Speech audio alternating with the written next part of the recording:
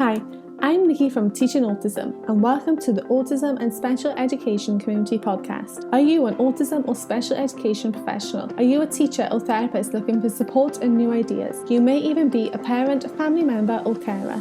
This podcast is perfect to help you find out more information, support, and get some of your questions answered. Hi everyone, and welcome back to another episode of my Teaching Autism and Special Education Community Podcast. Today on the podcast, I am talking about what are life skills. I get to visit so many classrooms and schools every year, and I get to connect with so many teachers and education professionals all around the world. But one of the most common questions I get when we start to talk about life skills is, but what are life skills? It's a fair question, really, and what I would find when talking to people is that they just thought it was stuff like washing hands and brushing teeth. And although those are right, there's so much more to life skills as well. Life skills is just a term that refers to the skills you need to ensure you get the most out of your day-to-day life. So think of any skill that you think is really useful to help you live your life to the best, and that is a life skill. Now, this is going to look different for everyone. Something that you think is an important life skill may not be something that someone else considers to be a life skill, and it's because of that you'll never really find a list of set life skills. But you'll be able to find lists of really great examples, and many of these can be done in your classroom too. In 1999, the World Health Organization put together 6 key areas of life skills, and they are communication and interpersonal skills, decision-making and problem-solving, creative thinking and critical thinking, self-awareness and empathy, assertiveness and self-control, and resilience. Communication and interpersonal skills are the skills needed in order for you to work and connect with other people. Communication is an essential skill for us to relay messages, either verbally or otherwise. Decision-making and problem-solving skills are needed in order for you to understand problems and being able to find solutions to them. This can be done individually or with others as well, and really being able to put those plans into action. Creative thinking and critical thinking are the skills needed in order for you to think in different ways. So this can also include the ability to think of new ideas and being able to assess situations and information. Self-awareness and empathy are really important parts of emotional intelligence.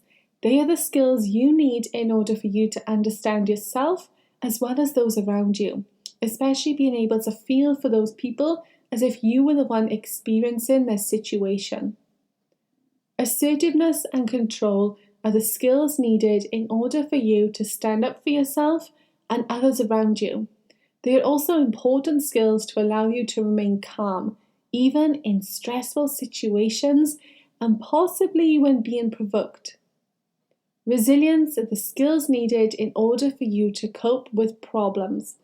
You'll be able to recover from setbacks and learn from negative experiences. These skills will help you to treat those setbacks as opportunities for you to continue to learn and grow. There are so many great ways for you to work on life skills in your classroom with your students. And if you're looking for some additional resources to add to your classroom, you can check out my top 5 on my show notes of this podcast episode.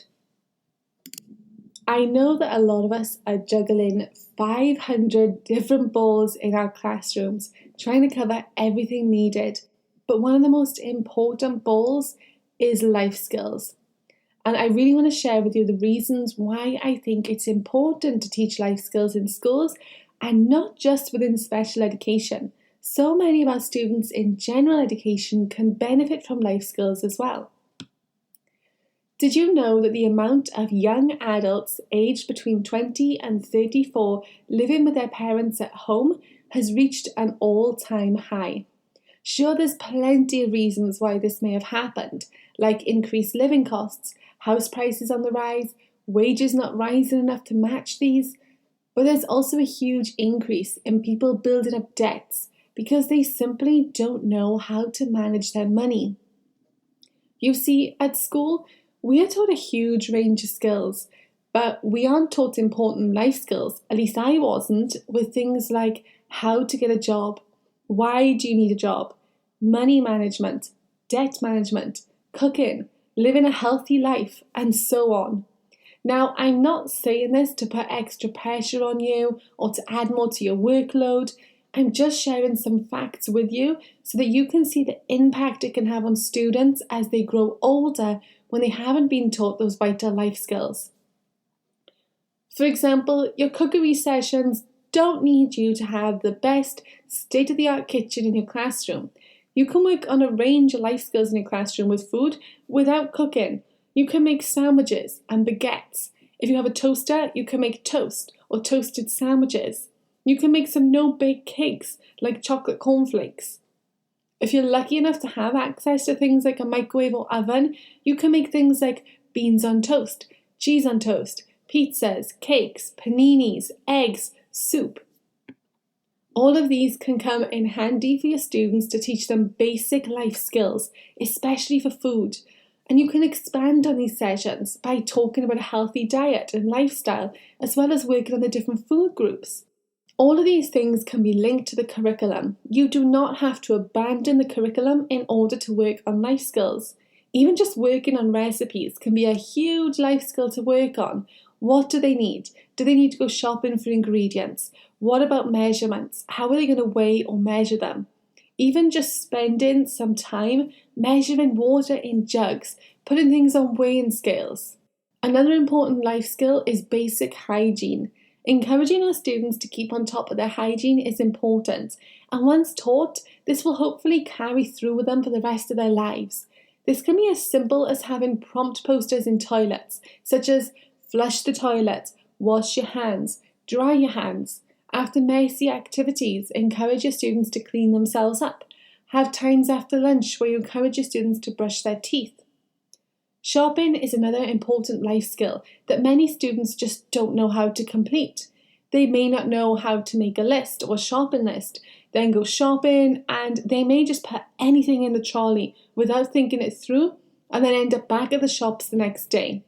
This is also where you could start to introduce meal planning. Have students plan what meals they want to make through the week, look at what they need for those meals, and then go shopping for them. This can be made into a fun hands-on resource, or even put it into action by having a classroom list for snack. For example, today we're going shopping, but first we need to plan what we want to have for snack in our classroom this week. Draw on the board or have a piece of paper, 5 days of the week in a box for each day. Encourage students to vote for what they want for snack each of the days. It could be jam on toast, fruit, a cup of tea. Have your students think what they need for these, write them down into a shopping list, and then go shopping. Get to the tills and work on money skills by handing over money to the cashier. Teaching life skills means that we are helping to give our students the best possible chance at having a meaningful and full life. We're helping teach them the skills they need in order to function on a daily basis and get the most out of their life. Teaching life skills is important because it will help our students become more independent and successful. Life skills provide the groundwork for your students to continue to be successful in other areas of the classroom as well. Your students will be able to develop new ways of thinking and how to solve problems.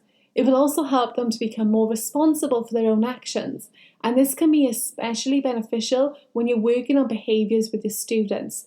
But most importantly, it will help your students to progress with their confidence and social skills.